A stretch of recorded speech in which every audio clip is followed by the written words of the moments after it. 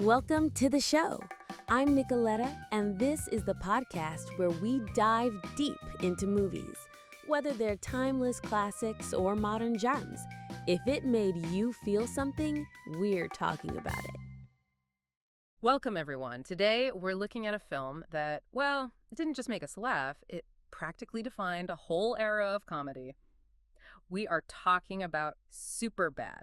Now, you probably think you know this movie inside out, maybe quote it all the time, but we're going to pull back the curtain a bit, look at the stories behind the scenes, the sheer fun of making it, and the surprising choices that turned a personal project into, well, a comedy classic. We're going beyond just watching it to really get a feel for the magic that happened. That's exactly right. And for you listening, we've gathered a ton of material. We're talking oral histories, really candid interviews from behind the scenes, trivia deep dives, even stuff straight from the cast and crew. Our goal today to really unpack the comedic genius, but also just the pure joy that seems to have gone into making Superbad. It's more than just a movie. It's kind of a snapshot of how improv, real chemistry, and just a genuinely fun atmosphere can create something phenomenal. So, what's the takeaway for you here? Well, you're about to get a real inside look at why Superbad hit so hard. Not just as a film, but as this testament to creative energy and, youthful collaboration. Get ready for some details that might just change how you see the movie and, yeah, probably some killer trivia points too. Okay, let's get into it. So, before it blew up at the box office, Superbad was really just this idea, this dream, kicking around in the heads of two guys who wanted to make comedies. It's actually pretty fascinating how long this thing was brewing before it ever saw the light of day. Right. The script, as I think a lot of people know, was written by Seth Rogen and Evan Goldberg.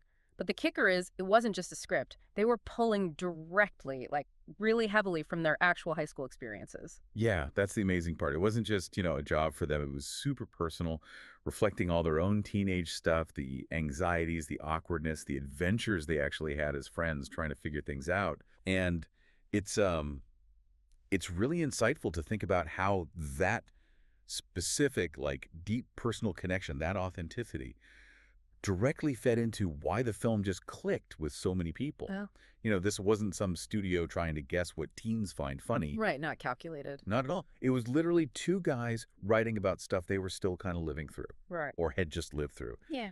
And that honesty, that sort of unvarnished view, it just made it way more relatable and honestly, way funnier. Mm-hmm. If you think about the bigger picture, it really highlights how powerful personal stories can be in comedy. It kind of makes you wonder, would it have been as huge? Would it still resonate now if it wasn't so grounded in their actual, sometimes embarrassing experiences? Yeah. That this really happened vibe is a huge part of its charm. Totally. And what's even wilder is how long they worked on it. This wasn't a quick turnaround project. We're talking about a script they started when they were, basically kids themselves.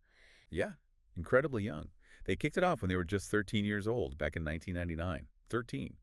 And they actually finished it or got it into shape during the summer after their senior year of high school. That's nuts. That kind of long development time is pretty rare, isn't it? Oh, extremely rare in Hollywood. Usually things move much faster or they fizzle out. But that long gestation period, it actually allowed them to really polish it, to let it grow as they grew up. They could layer in real reflections. So it matured with them, in a way. Exactly. It ensured that deep authenticity we were talking about. The characters, Seth and Evan, they're not just characters. They are Rogen and Goldberg, basically. All that genuine emotion, that super relatable humor about being awkward and wanting to connect, it makes it feel less like a typical manufactured teen comedy. Yeah, less glossy, more real, maybe an exaggerated but still true to life look at those years. Precisely. Yeah. But even with all that personal investment and, years of polishing, getting it from the page to the screen was definitely not easy. This wasn't their first shot at getting it made, right? No, not at all. That script bounced around Hollywood for ages. Yeah, it's circulated for years. It almost got made a few times with totally different people involved, different actors, different directors. It was a long haul. So there was hesitation. People weren't seeing it. Seems like it. There was definitely initial resistance. Maybe it felt too raw, too honest about teenage language and preoccupations. Or maybe executives just didn't quite get the potential of something so personal, so uncensored, especially compared the cleaner teen movies that were common then. Mm-hmm. That whole journey, it really shows the kind of grit and belief you need to get anything made in Hollywood, especially something that's a little outside the box. Absolutely. And a huge piece of that puzzle, keeping the dream alive, was having a real champion, wasn't it? Oh, totally crucial. Judd Apatow. He saw the potential really early on, even when others were passing on it. He got it. He got it. He recognized that unique voice, the raw humor, the authenticity. He basically became its guardian, keeping it in development, nurturing it for years until the time was right. That's amazing dedication. It really is. It speaks volumes about needing someone with influence who truly believes in your project and is willing to fight for it. Honestly, without Apatow pushing for it, Superbad might have just ended up as one of those legendary unmade scripts people talk about. Wow. And that whole story, it really says something important about timing and persistence, doesn't it? Sometimes a great idea just needs to wait for the right moment, the right cultural climate, or the right team to come together. Yeah, the stars aligning. Exactly. The fact that Apatow held on to it for so long through all those near misses, it says a lot about the script's quality, but also about recognizing when a project's time has finally come. It reminds you how many great films actually spend years in what they call development hell before they finally break through. Quality can sustain something until the moment is right. Okay, so this is where it gets really fun in the casting. Finding the right people for these roles was obviously make or break, and it led to some pretty legendary stories, both dramatic and kind of accidentally brilliant. Yeah. The core, of course, is that dynamic between Jonah Hill as Seth and Michael Cera as Evan.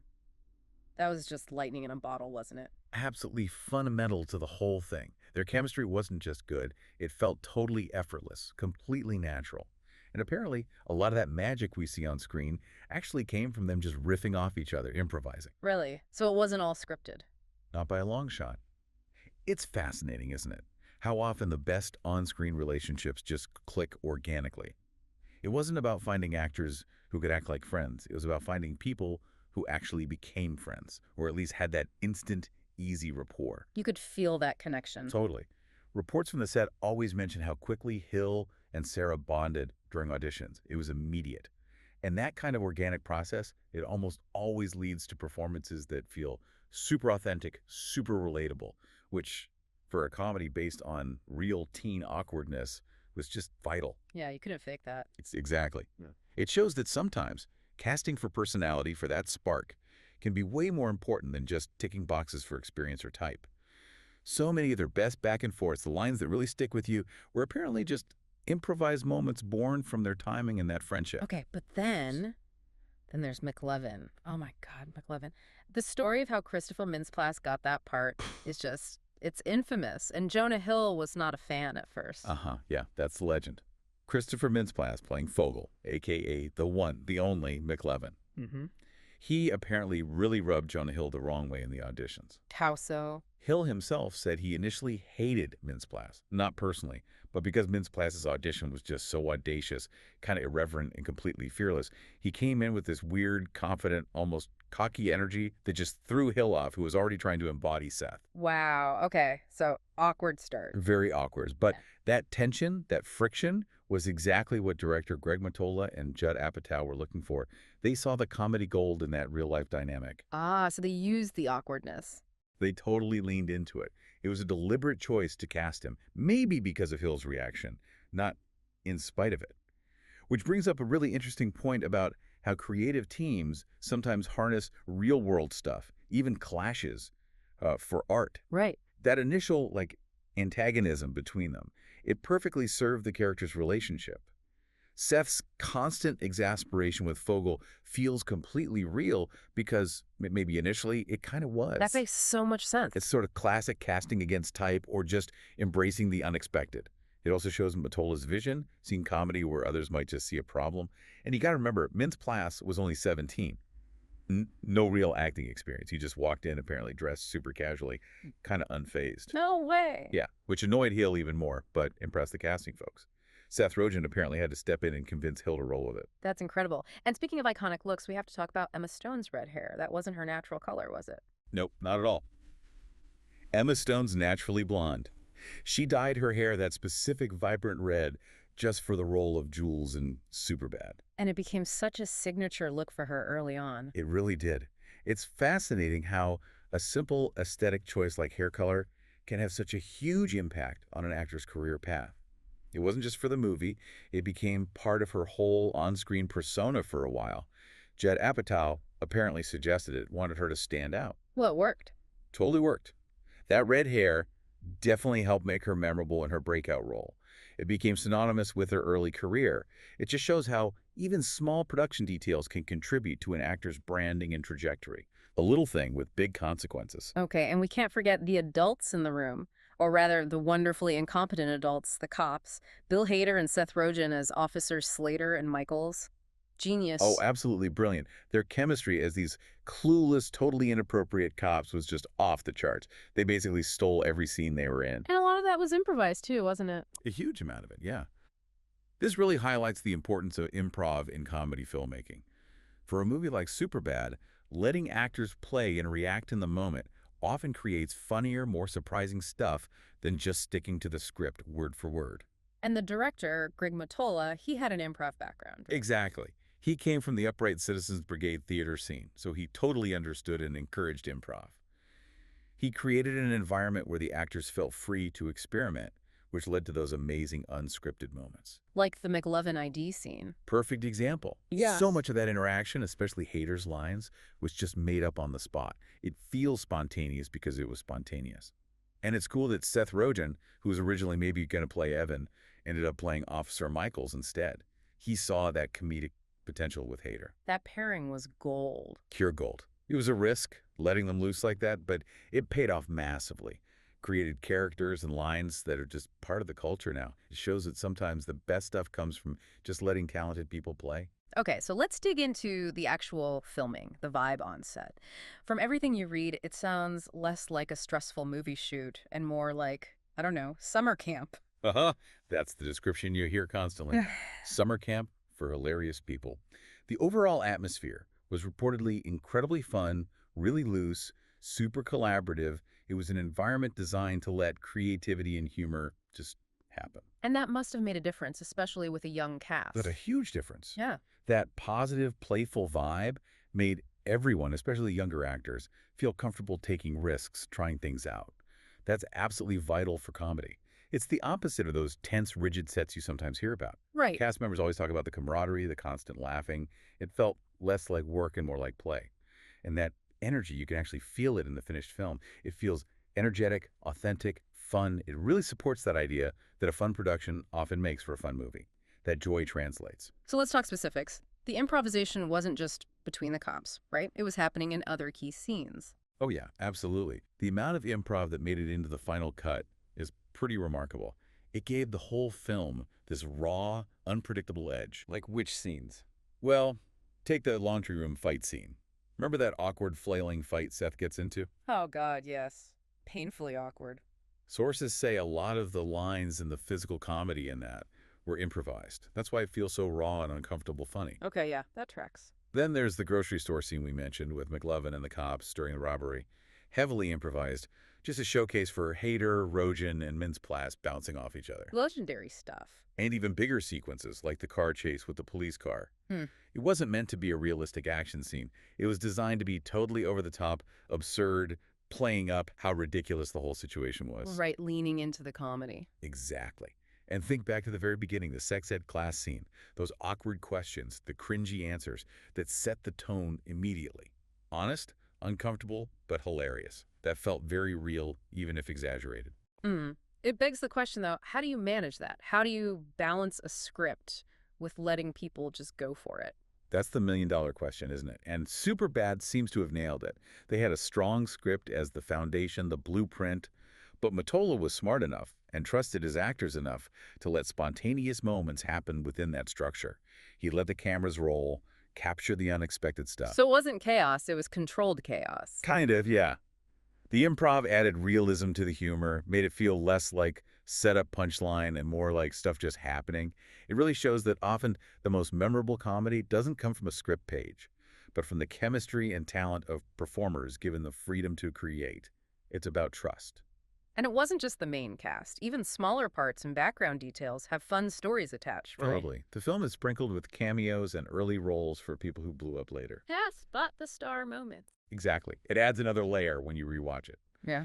And it shows that whole network of talent around Judd Apatow at the time. Like Martin Starr's in it, James, the super awkward kid at the party who doesn't know anyone. That's him. Perfect casting for that vibe. Oh, yeah, from Silicon Valley. I forget he's in it. And Dave Franco. This was his first movie.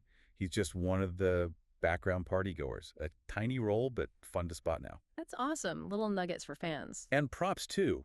That incredibly specific detail about the alcohol sign McLevin writes on his fake ID. Just the word alcohol. Uh-huh, yes. So dumb. So perfect. It became maybe the most iconic prop from the whole movie.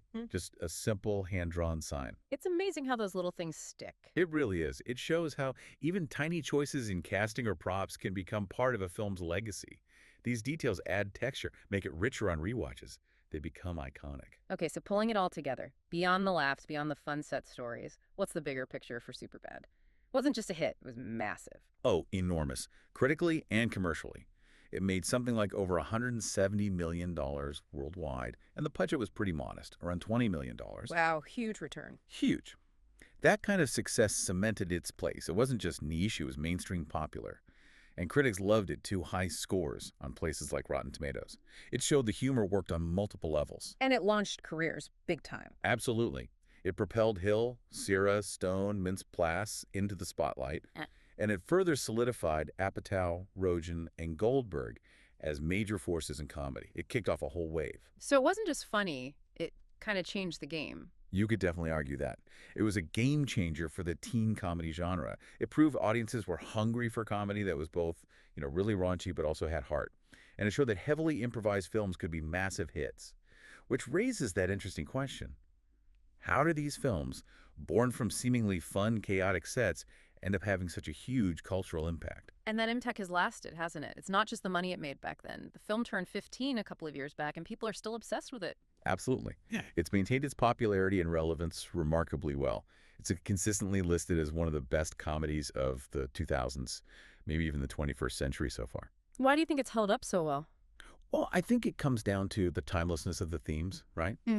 Friendship, growing up, that terrifying leap into adulthood, the sheer awkwardness of being a teenager. Those things don't really change. True. And it wraps those universal themes in this very specific, very funny, often outrageous comedic voice. That combination is potent. The fact that it's still quoted constantly, I am McLevin, is basically a meme forever. Totally. It shows how deeply it got into the culture. It transcended just being a movie. You even had Seth Rogen joking on Twitter about fans telling him they became cops because of the movie and him saying they completely missed the point. Right. Which is funny, but it shows the film's reach, even if the message gets twisted sometimes. Its impact is undeniable. It makes you think about what really makes a comedy last, beyond just the jokes. And with Superbad, that authenticity, that heart underneath the raunchiness seems key. So that really brings us to the end of our look at Superbad. From those humble beginnings, just notes in a high school binder. Amazing. Through that wild, fun-filled production, and now to its status as this absolute comedy touchstone. It's so clear it was made with love, tons of laughter, and maybe a little bit of well-managed chaos. Hopefully you've got a new appreciation now, not just for the punchlines, but for the really cool, really fun process behind it all. For sure. We've seen how that genuine chemistry, that bravery to improvise, and just a great vibe on set can really combine to make something special, something like cinematic magic. The Superbad story isn't just about box office success. It really is a great example of how creative collaboration can thrive when people are actually enjoying the ride. Okay, before we wrap up, here's something to chew on.